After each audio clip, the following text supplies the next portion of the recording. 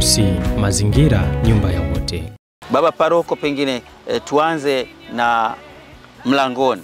Kama ambavyo Baba Mtakatifu alifungua lango kuu la kanisa kuu la Mtakatifu Petro, basi na hapa Bagamoyo Paroko tuanzie mlangoni. Lakini kwa kizazi kinachokuja hazitapata tena historia ya jengo kama hili, maana watakuta historia imeshafutika. Sifa iwe kwako katika uumbaji.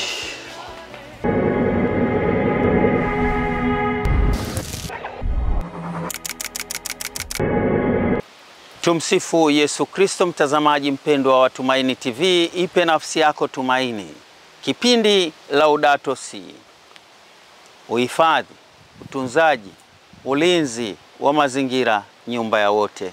Sifa iwe kwako katika uumbaji, na hiki ndicho ambacho kimetuleta hapa Bagamoyo, parokia ya Moyo Safi wa Maria, kuzungumza na baba paroko wa parokia hii, Padre Tadeus Sia, kuhusiana na namna ambavyo wanatekeleza waraka wa Baba Mtakatifu Francisco kuhusu utunzaji wa mazingira.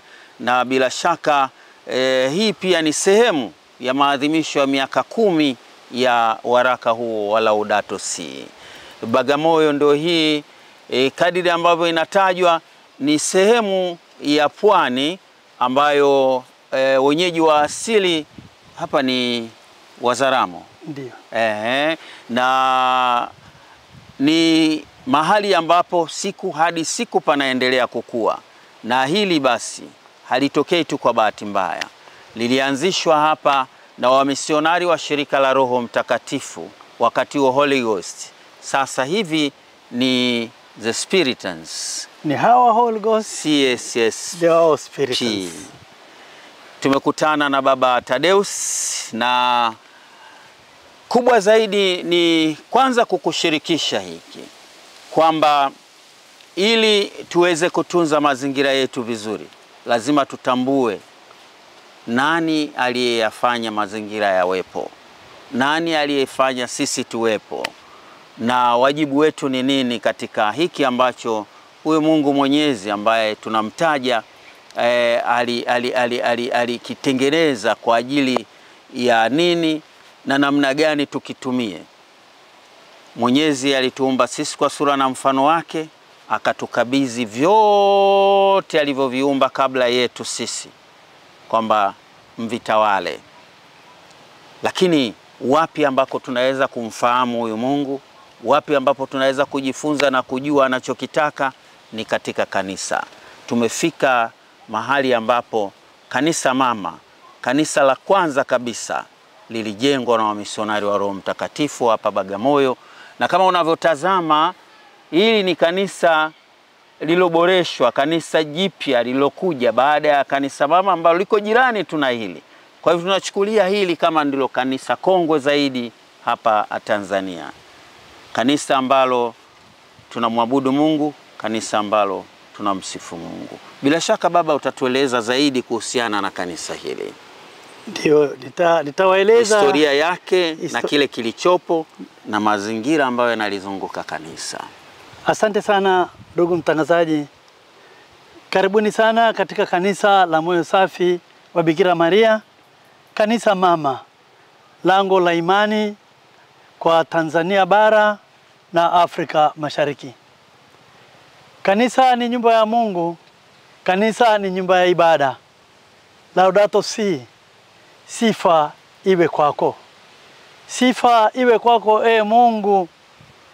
Tunapotazama kazi iliyofanywa na wamisionari wa shirika la Roho Mtakatifu, shirika la Holy Ghost Fathers, au wengine wanawaita Spiritans, tunamshukuru Mungu zaidi kwa wale waasisi walioanzisha shirika hilo, Father Polade Plus na Father Lieberman, ambao kwa maono yao waliona umuhimu wa kuleta injili ya matumaini, injili inayoleta ukombozi kwa wanadamu, injili ya uumbaji. Injili ya uumbaji walianza walipopiga Zanzibar mwaka wa 1860, na aliyefika Zanzibar hakuwa Molghost, alikuwa ni Padre Fava kutoka visiwa vya Reunion. Na alipofika kule aliona umuhimu wa kuanzisha shule, umuhimu wa kufanya kazi na vijana, umuhimu wa kuanza vyuo vya ufundi, na alijaribu kwa namna yake ili kufanya Injili ya Kristo, Injili ambayo inatufundisha maana ya uumbaji, maana ya mwanadamu kuheshimu kile kilichoumbwa na Mungu na kutambua ukuu wa Mungu. Kazi hiyo waliifanya wakianzia Zanzibar. Baada ya kazi njema waliofanya mwaka wa 1863, waliomba msaada, na msaada huo waliomba mapadri wa shirika la Roho Mtakatifu, yaani Holy Ghost Fathers. Walifika Zanzibar, Padri Anton Hona na Padri Etienne Bawa walishirikiana na Fava kufanya ile kazi. Lakini kwa sababu kwa mazingira moja au mawili ambayo hayakuwa very rafiki, walijikuta wakisukumwa kuendelea mbele zaidi kuja sehemu ya Bagamoyo. Na walipofika Bagamoyo mwaka wa 1868, alikuja Anthony na mwenzake Etienne hapa Bagamoyo. Kitu cha kwanza walichofanya ni kuheshimu mazingira ya watu. Laudato Si ni kuheshimu tamaduni za watu. Laudato Si ni kuheshimu mila na taratibu za watu. Na hawa wamisionari waliheshimu mila za watu kwa kwenda kwa Sultan Majid, ambao waliongea naye, wakaeleza nia yao ya kumkomboa mwanadamu katika utumwa, kumpatia mwanadamu afya, kumpatia mwanadamu elimu. Na sultani alikubaliana nao na akawapa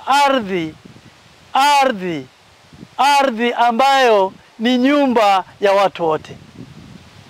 Aliwapa ardhi. Tusipotunza ardhi, nyumba ya watu wote, hatuna mahali pa kwenda.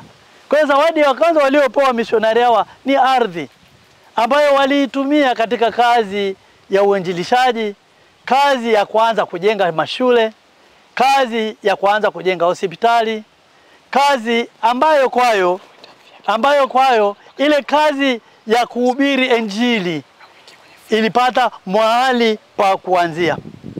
Kazi hiyo ya wamisionari hao wa kwanza ndio inatufanya mpaka leo kanisa la Tanzania, kanisa la Afrika Mashariki liwepo, tukimshukuru Mungu kwa zawadi ya uumbaji na kwa zawadi ya misionari hao ambao walijitolea maisha yao kwa ajili ya kuhakikisha kwamba Injili hiyo ambayo uumbaji ni sehemu yake inahubiriwa. Hivyo walipofika hapa Bagamoyo walifanya vitu vitatu. Walijenga shule ambayo tumeshaiona, shule ya Kizuiani. Walijenga kanisa, na kanisa hili tutaingia ndani. Kwa kanisa hili ikawa ni alama ya pili. Walisoma misa ya kwanza kabisa katika ndani ya chuo cha Adem, ambapo kuna picha ya Mtakatifu Yosefu. Pale ndio altare ya kwanza, ndio ibada ya kwanza ya Ekaristi Takatifu, ambayo ni sakramenti yenye kuleta upendo na ukombozi wa mazingira, kwa sababu katika Ekaristi Takatifu, mwili na damu ya Kristo, ndani yake humo tunapata sio tu ukombozi wa kimwili, lakini ukombozi wa kiroho ambao unamfanya mwanadamu aweze kuacha vile vitu vya ndani ambavyo vinafanya uharibifu wa mazingira, uharibifu wa mwanadamu, na kukubali kuwa karibu na kile anachokupokea ambaye ni Kristo mwenyewe. Kwa hiyo ile ilikuwa ni alama safi, alama stahiki ya utunzaji wa mazingira.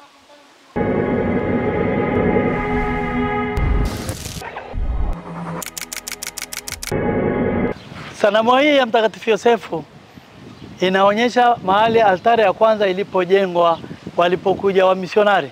Kwa hiyo ibada ya misa ya kwanza ilifanyika mahali hapa, na baada ya sehemu hii kuchukuliwa na serikali, bado wametuachia eneo hili wakiheshimu historia kwamba Ekaristi ya kwanza, ibada ya kwanza, misa ya kwanza ilifanyika kwa Tanzania bara na Afrika Mashariki ilifanyika mahali hapa. Sanamu hii imewekwa kwa heshima ya kumbukumbu ya mahali hapa ambapo mkate na divai viligeuzwa kuwa mwili na damu ya Kristo.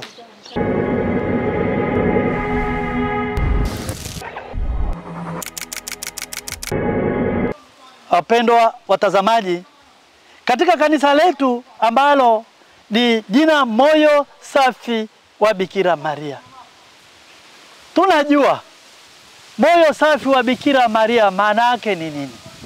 Maana yake ni yeye aliyetunzwa tangu mwanzo wa kuumbwa kwake asipatwe na dhambi ya asili au na dhambi nyingine ambayo angeweza katenda. Hivyo Bikira Maria ni moyo safi kwa sababu alipata ukombozi kwa namna yake, ambao alikubali kuwa mama wa Mungu na mama wa mkombozi. Hivyo Mungu akukubali, mwanae Yesu Kristo ambaye ni Mungu akukubali mama yake azaliwe katika hali ya dhambi au azaliwe katika dhambi ya asili. Hivyo wapendwa wasikilizaji, kwa nini nazungumzia moyo safi? Ili kuepusha mazingira na uharibifu, lazima tubadilishe mtazamo na mioyo ya wanadamu. Lazima wawe wanadamu wacha Mungu, wanadamu wenye hofu ya kuharibu ile kazi nzuri aliyoitengeneza Mungu. Mwanadamu ambaye anakubali kushiriki wajibu aliopewa na Mungu wa kutunza mazingira katika kitabu cha Mwanzo, na sio wajibu wa kuharibu mazingira. Hivyo tulipewa akili, tukaumbwa kwa sura na mfano wa Mungu. Na kati ya sura na mfano wa Mungu ambao tumeshirikishwa ni wajibu wetu wa kulinda kile alichokiumba Mungu na kukitunza ili kile alichokiumba Mungu, dunia hii ambayo ni ya wote, mazingira ambayo ni ya wote, wote tuweze kuyatunza. Tutumie akili na utashi, tuchague siku zote lililo jema ambalo linafanya mpango wa Mungu uweze kuwa wazi katika maisha yetu ya kila siku. Ni ukweli usiopingika. Wamishonari wetu wa kwanza walipofika, walianza kumkomboa mwanadamu katika utumwa wa kawaida, utumwa ambao waliuzwa na kununuliwa na kuuzwa kama bidhaa. Na baada ya kuwakomboa katika hali hiyo, walijua kuna utumwa mwingine mbaya zaidi ambao ni utumwa wa dhambi. Hivyo waliwafundisha dhambi ni nini, waliwafundisha mazingira ni nini, waliwafundisha madhara ya dhambi, waliwafundisha matokeo ya dhambi, na waliwahubiria kujua kwamba ni vema kutunza mazingira aliyoomba Mungu. Na hivyo mtazamaji mpendwa, tunaendelea na kipindi Laudato Si kama ambavyo unatazama maelezo kutoka kwa paroko wa parokia hii ya Moyo Safi wa Bikira Maria hapa Bagamoyo, Jimbo Katoliki la Morogoro. Bagamoyo ni kituo cha hija kitaifa, mlango wa imani. Hapa ndipo ambapo unalala msingi wa Ukristo wetu. Yaani kutoka Bagamoyo kanisa likaenea katika maeneo mbalimbali ya taifa letu la Tanzania. Ijalishi baadaye pia kuna wamisionari walienda huko na huko, lakini waliotangulia wa kwanza kabisa walianzia hapa, injili ikatoka kuelekea maeneo mengine. Mtazamaji mpendwa, basi tuendelee. Baba, tayari wamisionari wameingia, wako Bagamoyo. Ndiyo. Wamemkomboa mwanadamu kiutumwa, utumwa ule wa kununuliwa kama ulivyoeleza bidhaa, kama anavyonunua nyanya, anavyonunua kitunguu, ndivyo walivyokuwa ananunuliwa binadamu na alikuwa anauzwa hivyo hivyo. Lakini baadaye pia naona wanamtengeneza sasa kiroho ili aweze kutambua yeye ni nani, na hapa ndipo unakuja ule mang'amuzi kwamba binadamu huyu aweze kuelewa kwamba ameumbwa kwa sura na mfano wa Mungu. Ndiyo. Na anapaswa kutekeleza wajibu aliokabidhiwa na Mungu. Ndiyo. Nini ambacho kiliendelea baada ya hapo sasa? Baada ya kuwakomboa watumwa, wale watumwa wa kwanza waliokombolewa, hao ndio waliokuwa Wakristo wa kwanza. Na hao ndio walitayarishwa kuwa makatekista wa kwanza.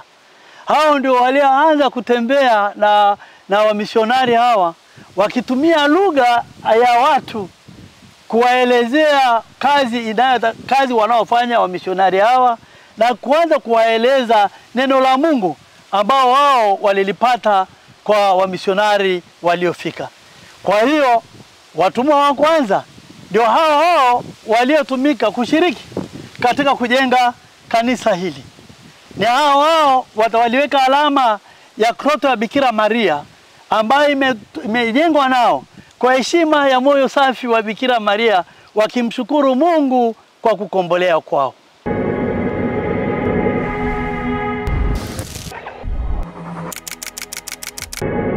Karibuni sana katika kroto ya Bikira Maria, ambayo kroto ile kule ilikuwa imejengwa na watumwa waliokombolewa baada ya kufundishwa skili ya uashi, na wao kwa mtazamo wao wakarudisha shukrani kwa Mungu, na kwa maombezi ya mama Bikira Maria wakatoa heshima zao kwa kujenga ile kroto. Ile kroto ukiangalia ilivyojengwa ina sanaa za Kiarabu walivyoijenga, kwa sababu ilikuwa inaakisi mazingira waliokuwa watumwa wao baada ya kukombolewa. Lakini kroto hiyo imezungukwa na hili kanisa kubwa tunaloliona, ambalo Father Valentine Bayo, padre wa shirika la Roho Mtakatifu, mwaka wa 1991 alipangwa hapa Bagamoyo kama paroko. Hivyo alijenga kanisa hili kuzunguka hiyo kroto ya Bikira Maria, ambayo ni kumbukumbu ya watumwa na heshima kwa mama Bikira Maria. Watu wengi wanakuja, mahujaji kuhiji wanakuja kuomba kwenye kroto hiyo wakitoa heshima kwa Bikira Maria. Na kanisa hili linatumika siku zote kwa ajili ya wanafunzi. Imekuwa sasa ni kanisa la wanafunzi wa Marian Girls. Wanapata ibada Jumapili na wanapata ibada kila siku kwa ajili ya sifa na utukufu wa Mungu. Tuendelee kumshukuru Mungu kwa kazi hiyo aliyetupa ya kuendeleza kuhubiri injili ya matumaini, injili ya uumbaji na injili ya ukombozi.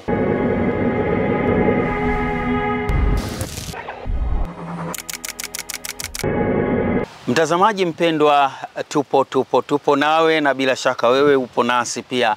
Ufuatilia kipindi hiki kizuri kutoka hapa Bagamoyo, parokia ya Moyo Safi wa Bikira Maria, na mwenyeji wetu ni paroko wa parokia hii, Padre Tadeus.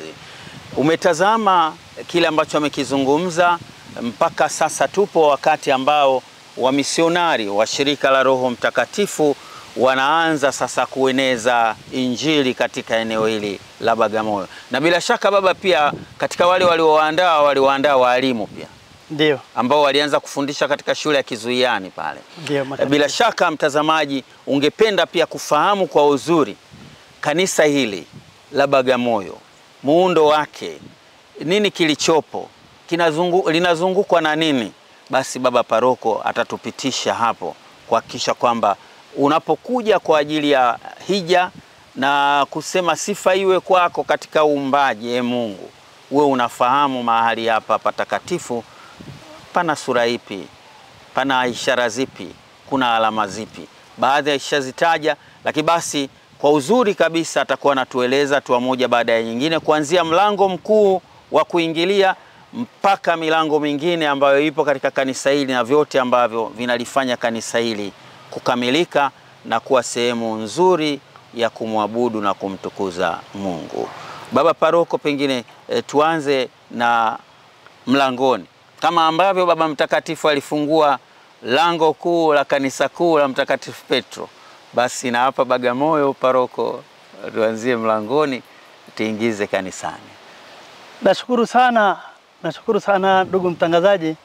Mlango huu mnaouona ni mlango ambao ulitengenezwa na mbao ambazo hazichukui maji na haziozi kirahisi. Na mlango huu unaheshimu mila na tamaduni za watu. Urembo unaoona umechorwa unaakisi tamaduni za watu wa pwani, ambao katika milango yao kuna michoro tofauti ya mazingira wale wanayeishi inaonyesha uzuri wa utamaduni wao. Mlango huu ni wa kipekee kwa sababu ndio mlango wa imani ambao sasa kwa Tanzania bara tunauona kama mlango wa imani, kwa sababu hapo ndipo imani ilikopitia ikaenda Tanzania bara na Afrika Mashariki. Katika jubilei hii ya miaka 2025 ya Ukristo imani duniani, kanisa hili la Hija, mlango huu umechaguliwa na askofu wa jimbo la Morogoro uendelee kuwa mlango wa kupitia kwa mahujaji wanaotaka kupata rehema kamili, baraka za Mungu, na kufanya toba kwa ajili ya kumshukuru Mungu kwa zawadi ya imani na kumwomba Mungu aendelee kubariki imani hiyo iweze kukua karne hata karne. Na wewe ambaye unatamani basi kuwa nasi katika kipindi hiki, unaweza kutupigia nambari 0762 080084. Leo tuko parokia ya Moyo Safi wa Bikira Maria Bagamoyo, lakini inawezekana pia parokiani kwako kuna mambo ya kujifunza kuhusiana na mazingira. Unaweza kutualika nasi tutafanya hivyo, kama ambavyo Baba Tadeo yeye alikuwa tayari tupowasiliana naye akawa amefungua moyo na mikono yake kutukaribisha, nasi tumekuja hapa, na bila shaka kuna vitu ambavyo unajifunza kutoka Bagamoyo tu, parokia ya Moyo Safi, havipo sehemu nyingine, unavipata hapa. Baba, tunatoka kwenye mlango. Sijamaliza vizuri. Bado hujamaliza. Bado sijamaliza vizuri. Bado mlango. Haya. Wapendwa watazamaji, kama mlango huu umekuwa na uwezo wa kukaa miaka zaidi ya 150 ukabakia kama ulivyo, je, uone ni mlango rafiki kwa mazingira tunayoishi? Inakuwaje sasa katika majengo ya kwetu unatengeneza nyumba, hata kabla hujaingia ndani mlango umeshaanza kupasuka? Mahekalu yetu tunayojenga, je, yanaweza yakaakisi miaka 150 ya mlango huo ambao umeheshimu mazingira, umeheshimu hali ya hewa, umeheshimu watu wanaoishi huko, ili uendelee kuwepo? Tujifunze kwa wazee, mabruda wa shirika la Roho Mtakatifu ambao ndio waliotengeneza aina ya mlango huo. Tukiachana na mlango huo, tuangalie kanisa kwanza, matofali yake na matofali yanayojenga kanisa hili, kanisa ambalo ni wanadamu na wale wote waliopo. Tujifunze kuwa na makanisa ambayo yanatumia rasilimali, vitu ambavyo zinapatikana kwenye mazingira hayo na yana uwezo wa kukaa kwa muda mrefu. Hivyo tukiachana na mawe hayo yaliyolijenga kanisa ambalo una ukuta mnene ambao ukikaa ndani kuna baridi nyakati zote, kwa sababu walipokuwa wanatengeneza walijua mazingira ya pwani ni ya joto. Kwa hiyo ukuta walioujenga hauruhusu joto la nje kuingia ndani, na ukiingia ndani ya kanisa kuna ubaridi wa kipekee. Hayo ndio mazingira, kuheshimu mazingira. Wanatazama hawahitaji feni, lakini utamaduni umetupa feni, lakini hata bila feni ukiingia huko ni kanisa ambalo lina ubaridi, lina utulivu wa namna yake. Kelele za nje hazigusi mtu anayefanya ibada ndani. Juu ya paa, chini ya paa, tunaona picha ya Bikira Maria Moyo Safi. Amenyoosha mikono na moyo wake uko nje, na hiyo imeweka kama alama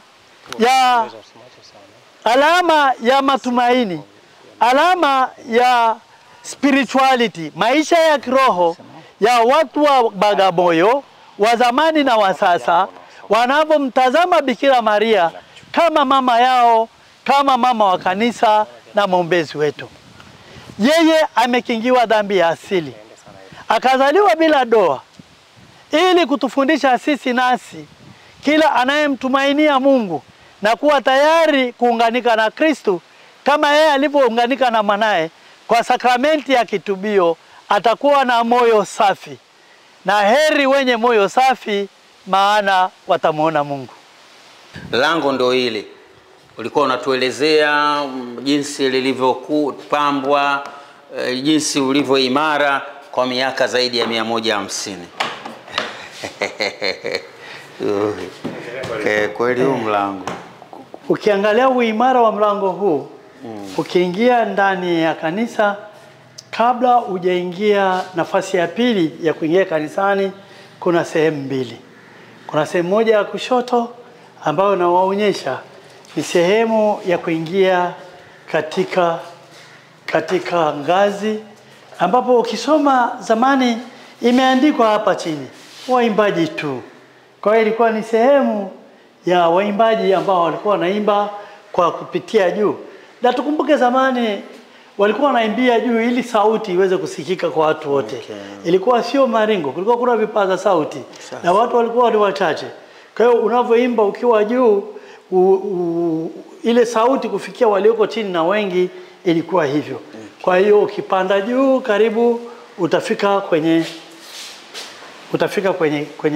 ngazi, kwenye dari ambapo waimbaji walikuwa wanaimbia. Okay. Ukienda kulia kwangu, ndio kulia kwangu kuna hii sehemu ambayo ilikuwa ni sehemu ya ubatizo. Ukiona tunaona kisima cha ubatizo ambapo walikuwa wanabatiziwa wakati chumeni, na wale watoto walikuwa wanabatiziwa hapa. Sasa hivi hakitumiki tena kwa namna hiyo, kinatumika kwa namna nyingine kama sehemu ambayo tunaweka vitu vyetu vitakatifu ambavyo tumevitumia na tutavitumia tena mwaka ujao. Kwa mfano unaona wakati wa maandamano ya Ekaristi tunaweka vitu vyetu ambavyo tunavitumia. Zamani tulikuwa tunatumia mimbari ambayo nayo tumeihamisha kutoka huko baada ya maendeleo ya kuwa na vipaza sauti dadeni, hatuhitaji tena kupanda juu kwenye mimbari. Tunaendelea baada ya kutoka sehemu hii ya pili, kutoka kwenye lango tupitia sehemu hii ya pili. Hapa naona kama kuna sebule hapa. Wapendwa mtazamaji wa TV Tumaini, hapa nafasi iliyoachwa hapa, kwa mtazamo wa kawaida unaweza kufikiri kwamba huyo aliyekuwa anajenga alikosea, lakini kiuhalisia kukosea. Hili ni sehemu ambazo zinaachwa kwa wale waliokuwa wanafanya toba.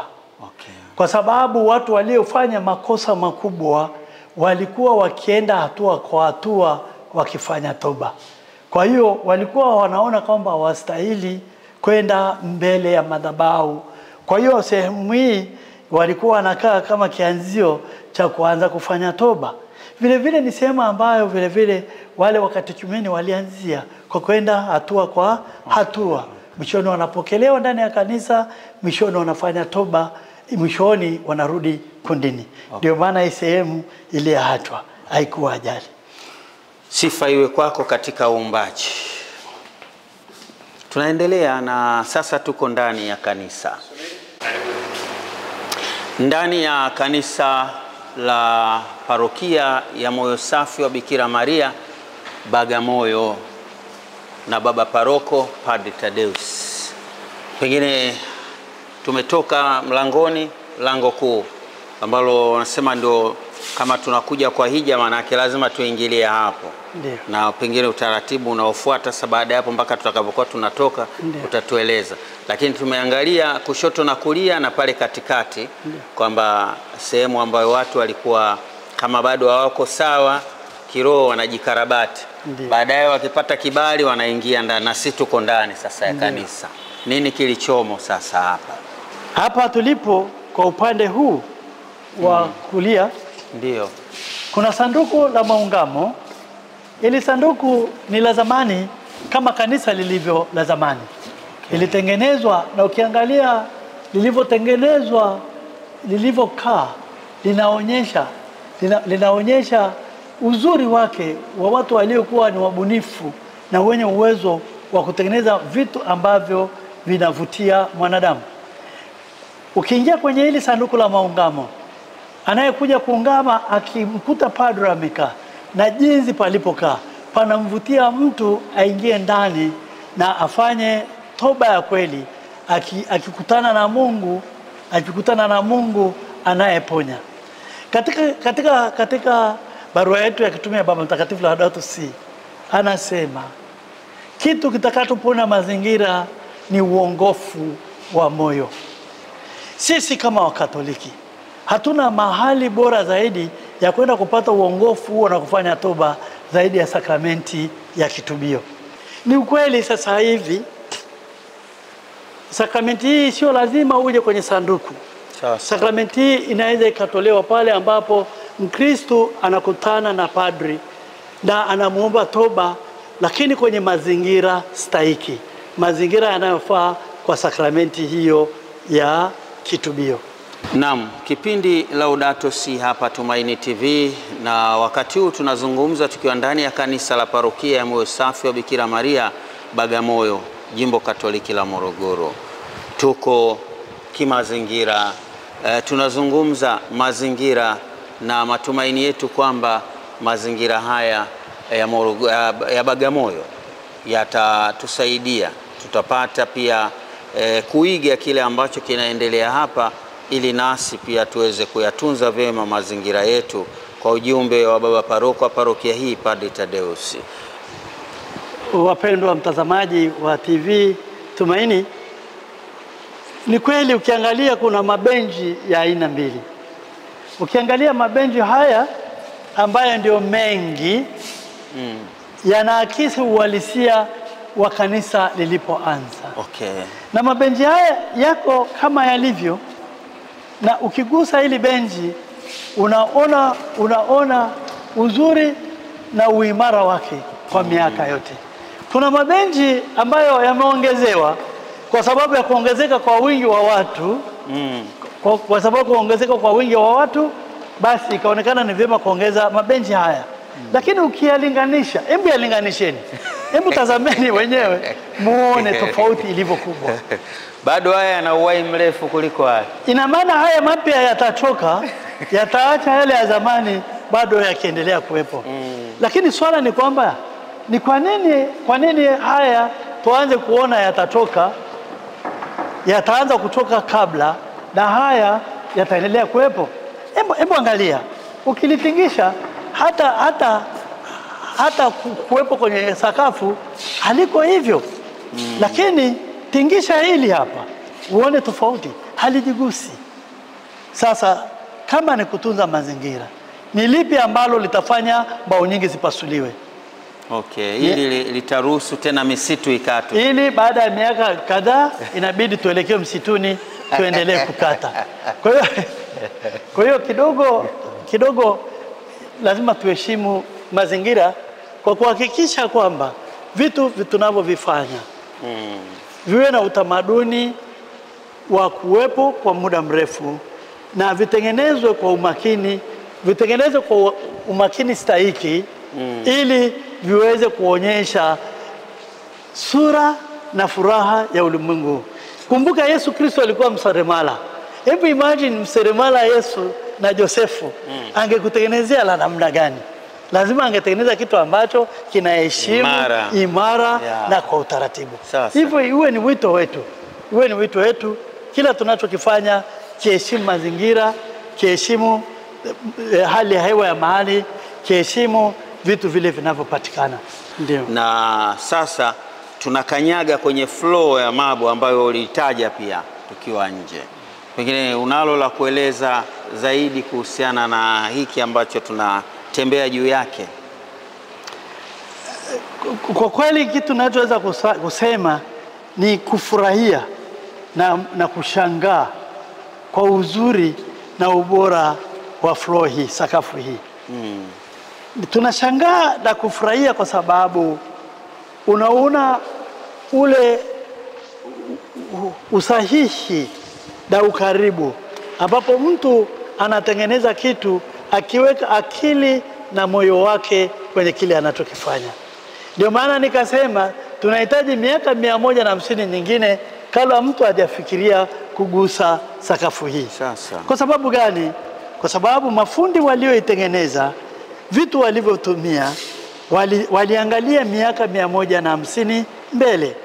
na wakaheshimu kwamba kitu hiki kina uwezo wa kudumu kwa muda huo, na wakaweka kwa utaratibu wa kiufundi, ambapo ukitazama unaona moyo wa mtengenezaji.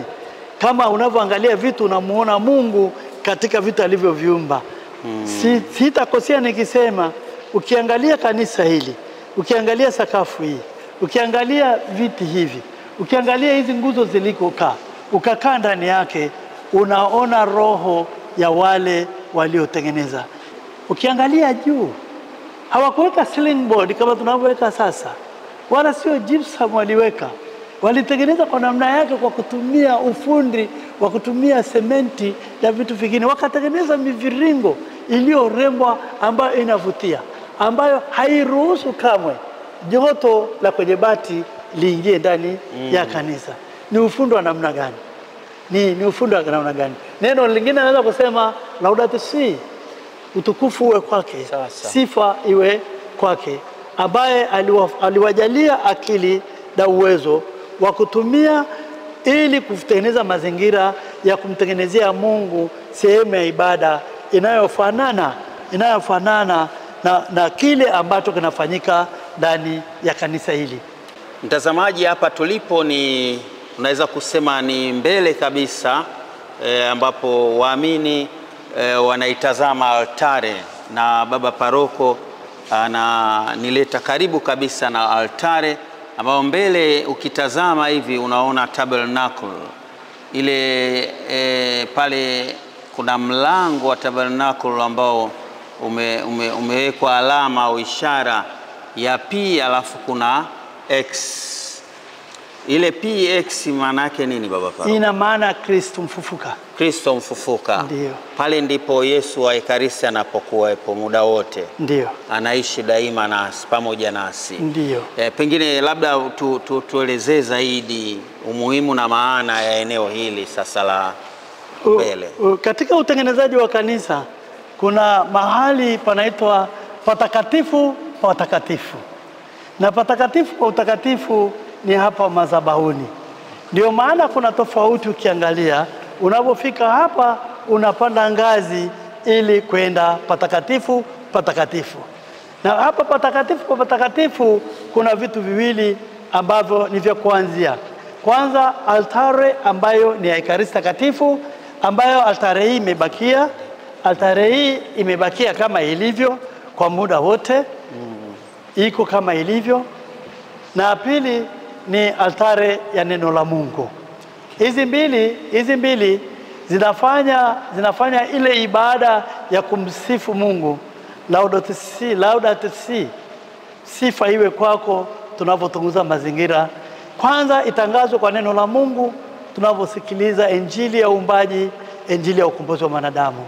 Na hapa tunapotolea mkate na divai ambayo ni tunda la kazi ya mikono ya wanadamu. Ni tunda la ardhi, ni ngano kweli na divai ambayo inatokana na vitu ambavyo Mungu ameviumba. Lakini baada ya kuviombea na padri kumwomba Roho Mtakatifu, basi vinabadilishwa kuwa mwili na damu ya Kristo, Mungu kweli, katika maumbo ya mkate na divai. Kwa hiyo uwepo wa Kristo katika Ekaristi Takatifu unatualika kuheshimu ile mama ardhi inayolia kwa kutumika vibaya.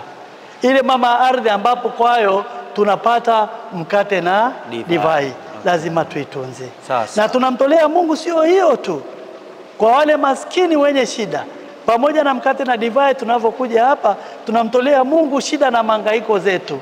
Vile vitu ambavyo tumepungukiwa, tunamkabidhi Mungu, tunamwomba avibadilishe, avifanye viweze kuwa sababu ya furaha na matumaini kama anavyobadilisha mkate na divai.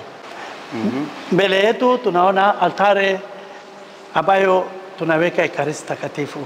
Kuna tabernakulo katikati ambayo imebakiza uasilia wake mpaka leo. Designer aliyetengeneza kwa juu tunaona kama kanisa la Roma la Mtakatifu Petro kwa juu, na chini marembo yake kama yalivyo yanatunzwa na yamebakia hivyo mpaka leo. Ningependa kuelezea kidogo hizi picha mnazoziona mbele ya macho yenu. Hizi picha sio kwamba ni ajali. Picha ya kwanza inaonyeshwa biashara ya utumwa, kwa sababu wamisionari walipokuja, kitu cha kwanza ilikuwa ni wakomboa katika utumwa wa kweli, ambapo walikuwa wanauzwa kwa ajili ya kupelekwa Uarabuni na nchi nyingine. Picha ya chini yake tunamuona Anthony Bauer na mwenzake Etienne wakianza kufundisha neno la Mungu wale waliokombolewa wakaanza kuwalisha neno la Mungu. Kwa kule juu tunaona moyo safi wa Bikira Maria, na Bikira Maria picha yake na Roho Mtakatifu, ambao ni uwalapa wa Roho Mtakatifu, alama ya uwepo wa Mungu, ambaye incarnation alipata kwa uwezo wa Roho Mtakatifu akamzaa mtoto Yesu, na malaika tunaona amepalizwa mbinguni kama tunavyoona malaika wanampokea, na chini yake kuna picha ya nyumba za mapadre. Nyumba ya kanisa la kwanza ambayo tumeshaliona, nyumba ya kanisa la kwanza ambalo sio letu tena, na upande huu wa kulia ni nyumba ya mapadri na seminari ambayo haiko chini yetu, iko chini ya Eden ambayo wamekana na gofu. Kwa upande wa huku tunaona watu wakiwa wanafanya useremala. Kama tulivyosema, walianzisha shule ya ufundi. Ndio maana ukienda kule Bongololo, ni sehemu ya hapa, kuna shule ya ufundi ambayo wale watumwa waliokombolewa walifundishwa skills, walifundishwa jinsi ya kumudu mazingira kwa kuwafundisha ufundi. Kwa hiyo walifundishwa ufundi wa mbao, wakafundishwa kilimo safi, jinsi ya kulima na kuotesha, wakafundishwa ufundi wa ujenzi, na mwisho wakapata elimu ambayo tumeona katika shule ya Kizuiani. Hao ni wanafunzi ambao wanakaa kwa ajili ya kupata elimu. Karibuni sana. Na mtazamaji, ndivyo ambavyo tunalitazama kanisa hili la parokia ya Moyo Safi wa Bikira Maria hapa Bagamoyo, ambao pia ni kituo cha hija kitaifa, mlango wa imani.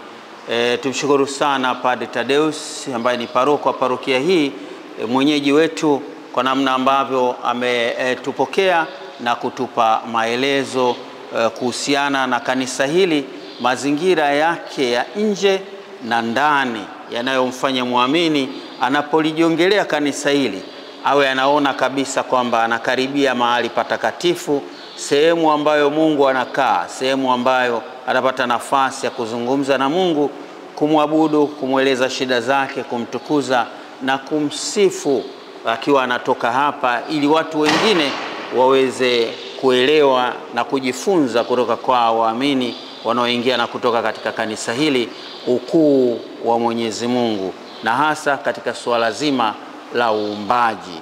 Ametuumba sisi wanadamu kwa sura na mfano wake, akaumba vyote vilivyomo, ametukabidhi tuvitawale, na bahati mbaya tulivuruga mpango wake. Sasa Baba Mtakatifu Francisco ametuletea waraka Laudato Si, na sisi Tumaini TV kama chombo cha kanisa tunapita huku na kule, ikiwa pamoja na hapa Bagamoyo, kwa ajili ya kuonyesha kile ambacho Mungu anataka kifanyike, kile ambacho Mungu anataka tukiishi, na hatimaye basi dunia yetu iwe mahali pazuri pa kuishi, na sisi pia tupokee wokovu kutokana na kuyatunza vizuri mazingira yaliyoumbwa na Mungu Mwenyezi. Tunalolitazama ni jengo ambalo lilitumika na mapadri wa misionari wa kwanza. Tunapolitazama liko katika hali kama ilivyo, ambapo historia inataka kupotea kwa sababu moja au nyingine, ambazo zinaweza sababu hizo zikawa hazina upinzani wala nini, lakini kwa kizazi kinachokuja hazitapata tena historia ya jengo kama hili, maana watakuta historia imeshafutika. Laudato Si, tumsifu Mungu, sifa iwe kwake kwa ajili ya mazingira, nyumba ya yote. Sifa iwe kwa Mungu pale ambapo yoyote yule ataguswa na kuona umuhimu wa kutunza historia kwa kutokuachia jengo hili ambalo ni la kihistoria kizazi kijacho wasifadike wala wasilikute. Wapendwa watazamaji, sisi kama wanadamu wa kizazi hiki tutapita, lakini kizazi kinachokuja kitakuwa kikiuliza ile nyumba ya kwanza tuliyoiona ikiwa katika hali kama hii, kwa nini basi mwanadamu akuguswa na akaona umuhimu wa kuirudishia katika hali yake, angalau kizazi kinachokuja kikaendelea kuona faida ya wamisionari na kujifunza ujenzi bunifu, ujenzi ambao kwao unatufundisha architecture ya namna yake kwa kutumia mawe na udongo, ambao waliweza kujenga nyumba ya ghorofa 2 ambayo imedumu kwa miaka yote mpaka sasa. Basi hata kama basi si kwa ajili ya kizazi kijacho, angalau tujifunze kutunza utalii wa vitu vya kale. Nyumba hii inaweza ikatumika vizuri kama utalii wa mambo ya kale, ambayo kwayo inavutia watu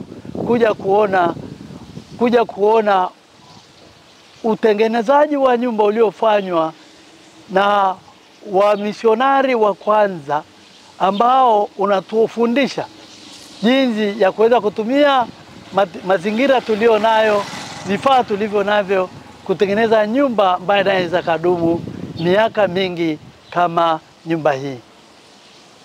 Kama nilivyosema, tusipotunza mazingira ni dhambi juu ya mazingira. Tusipotunza vile vitu ambavyo vizazi vinavyokuja vitatuuliza, tutakuwa hatutendei haki mazingira wala hatutendei haki historia. Historia itusaidie tujitambue kutunza vile vitu vya kale ambavyo kwavyo vinatuonyesha tulikotoka, tunakoenda na tunatoka kufikia. Tukitazama elimu, na mshukuru Mungu kwamba elimu inaendelea kufundishwa katika chuo hiki, lakini tumshukuru Mungu vile vile kwamba katika mzunguko wa majengo mazuri yaliyokarabatiwa vizuri, uzio uliotengenezwa vizuri, kuna nyumba ambayo inatia uchungu na maumivu. Kila mmoja atazame, ajiulize ni nini kifanyike. Asanteni sana, Mungu awabariki. Mtazamaji mpendwa, niseme tu kutoka hapa ndani ya kanisa hili la Moyo Safi wa Bikira Maria Bagamoyo, hatuna la ziada. Nimeemewa na furaha. Shukrani sana kwako Baba Paroko ambaye ametupokea na kuhakikisha kwamba unaweza kutuleta kwenye mazingira haya.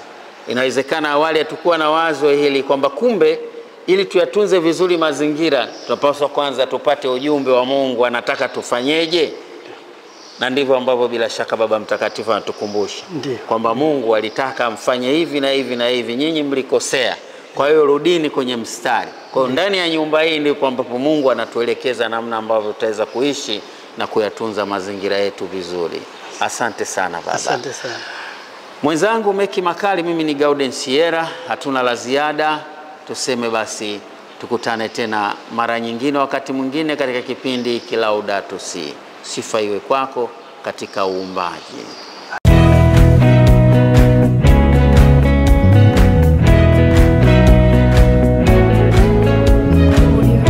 Laudato Si, mazingira nyumba ya wote.